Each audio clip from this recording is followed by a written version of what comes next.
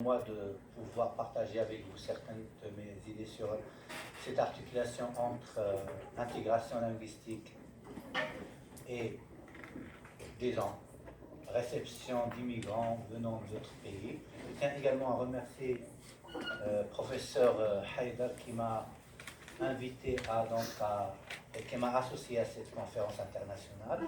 Donc le propos de mon intervention concerne un peu les enjeux linguistiques et les perspectives d'intégration sociale des migrants au Maroc. Donc je pars d'un constat de base qui est le suivant, c'est que le Maroc s'est transformé d'un pays donc de transit, de passage, à un pays d'installation et de migration. Deuxième constat à faire, et c'est une conséquence de ce constat de base, le Maroc vit une nouvelle conjoncture selon laquelle il y a nécessité pour le Maroc d'adopter des dispositions pratiques mondiales et nationales pour garantir une bonne gouvernance d'immigration dans le respect des droits des migrants et de la souveraineté étatique. Dans le spectre des droits des migrants, il y a les droits linguistiques et culturels. Voilà notre propos.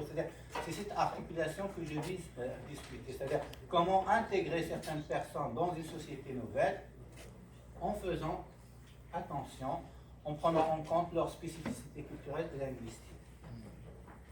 L'objectif donc de cette intervention est le suivant, c'est de décrire, d'analyser, peut-être dresser un diagnostic des articulations possibles et viables de la relation entre marché linguistique marocain et intégration sociale des migrants au Maroc. Ça c'est la fameuse question, quand on parle de langue, on oublie qu'il y a un marché, il n'y a pas une seule langue, il y a des langues.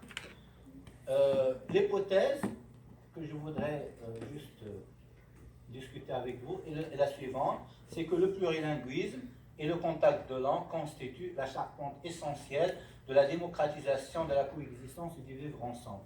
Cette hypothèse nous vient d'un benchmark, en anglais de best practices. En Amérique, la coexistence fait partie de ce qu'on appelle le soft power. Et